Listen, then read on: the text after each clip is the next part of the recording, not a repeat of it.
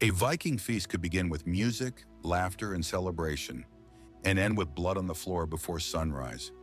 Because feasts in the Viking world were never only about food, they were about power. Inside massive wooden halls glowing with firelight beneath rainy summer skies, entire communities gathered together for nights filled with drinking, storytelling, politics, alliances, and hidden tension. Warriors sat beside wealthy merchants. Travelers shared stories from distant lands. Local leaders watched rival families carefully across crowded tables, overflowing with roasted meat, bread, fish, ale, and smoke drifting through the warm air. Everything felt alive. Music echoed through the hall. Torches flickered against carved wooden walls. Servants carried heavy barrels between long tables, crowded with people talking loudly over one another. But beneath the celebration, danger constantly existed. Because Viking feasts were also places where reputations could rise or collapse publicly. A respected warrior might gain powerful allies during a single evening. A careless insult could begin a blood feud lasting generations. And everyone understood that possibility. The Viking world cared deeply about honor. Words mattered, promises mattered, public humiliation mattered. That made feasts emotionally dangerous, especially once alcohol began lowering control and increasing tension between rival groups already carrying old grudges beneath polite conversation. A feast was one of the few places where entire communities gathered together openly. And when ambitious people gather in crowded halls filled with drinking, ego, politics, and reputation, conflict rarely stays far away for long. But feasts were not only dangerous, they were essential. The Viking world depended heavily on relationships, loyalty, and social bonds. And feasts helped strengthen all of them. Leaders rewarded followers publicly. Merchants negotiated trade. Families arranged alliances. Travelers exchanged information spreading across Scandinavia and beyond. A feast connected the Viking world together. That is why these gatherings became some of the most important social events of the entire age. For powerful Viking leaders, hosting impressive feasts became a public display of strength. Anyone could claim authority, but only successful leaders could afford to feed enormous crowds regularly. That mattered deeply inside Viking society, because generosity created loyalty. Imagine crowded summer evenings beside green Scandinavian rivers, where dozens of boats rest near wooden docks, while villagers move toward massive halls illuminated by torchlight and music. Inside, tables stretch across the room, beneath smoke rising toward dark wooden ceilings.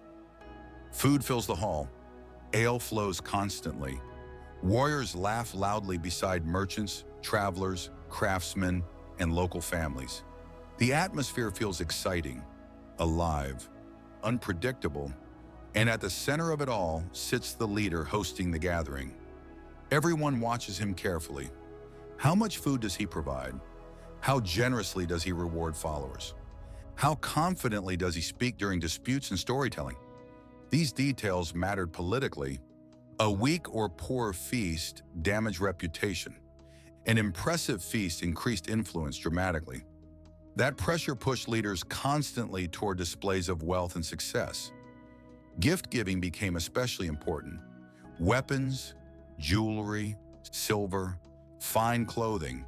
A respected leader rewarded loyalty publicly so entire communities could witness the exchange.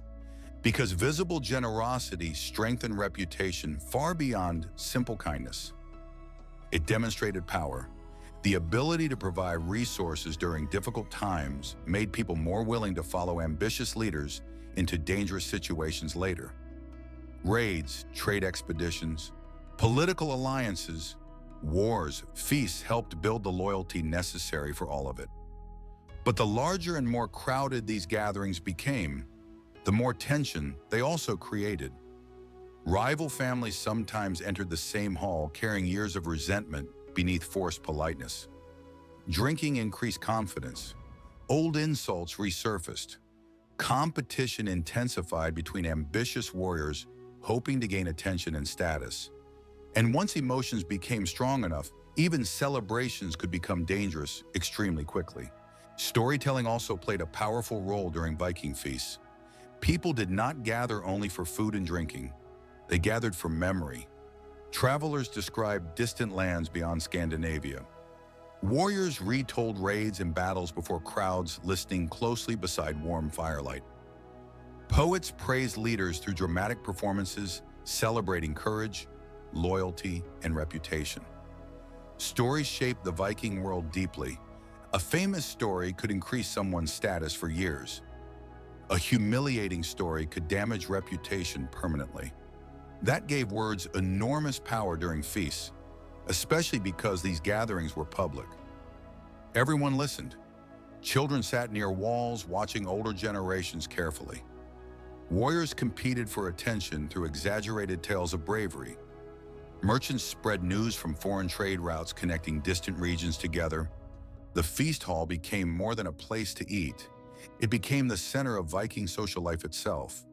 But storytelling also created risk, because stories could insult rivals indirectly, expose weakness, question courage, mock failures, and once enough people laughed at the wrong person publicly, violence sometimes followed. The Viking world respected emotional control, but it also respected strength. A person unwilling to defend reputation risked appearing weak before the entire community.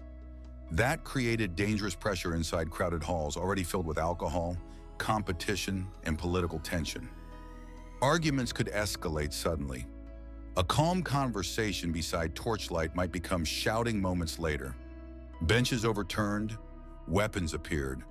Crowds moved aside quickly while leaders attempted to restore order before chaos spread across the gathering.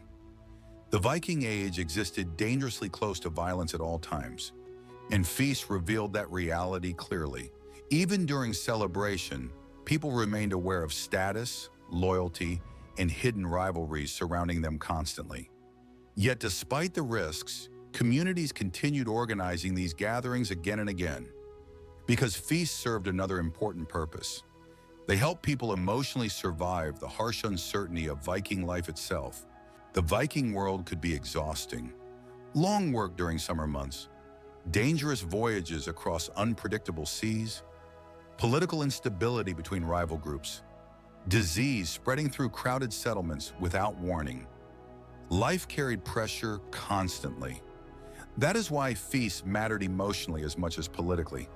They offered moments of relief.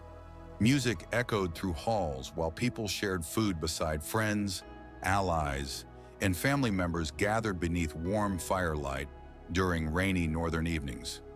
For a few hours, fear felt distant. People laughed, played games, listened to stories, watched musicians perform beside crowded tables overflowing with food and drinking horns.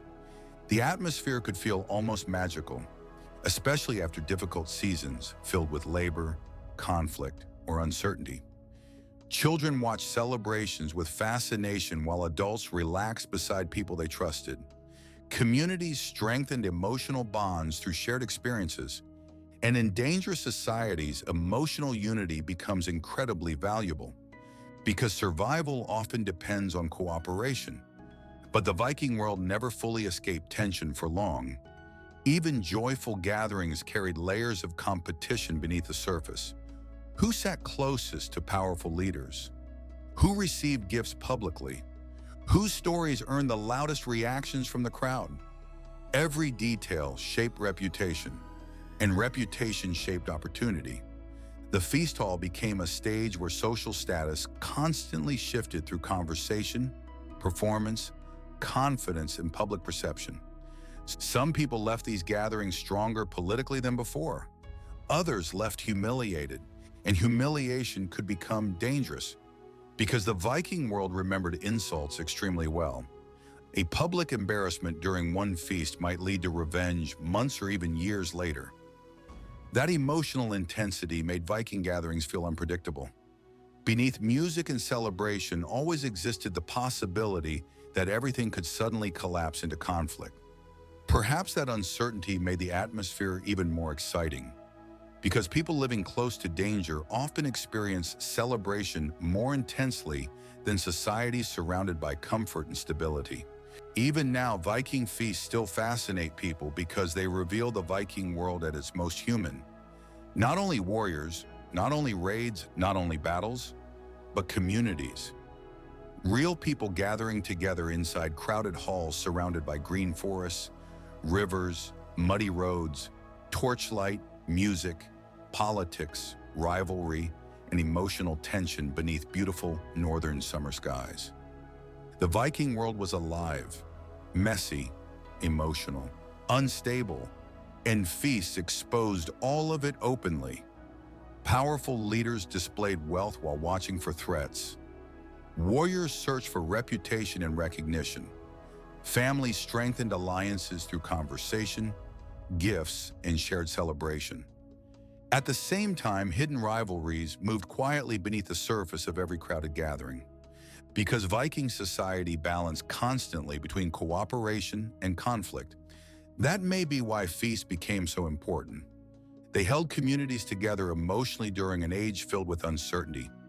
People surrounded by danger often value moments of connection more intensely, and the Viking world understood danger extremely well. Storms, violence, disease, political betrayal, failed harvests, life could change quickly. So when communities gathered beside warm firelight during long summer evenings, filled with storytelling and celebration, those moments carried real emotional meaning. But perhaps the most fascinating part of Viking feasts is how familiar they still feel today. People still gather to celebrate success, still compete for status socially, still fear humiliation, still use stories, confidence, humor, and public image to shape reputation. Human behavior has changed far less than most people imagine.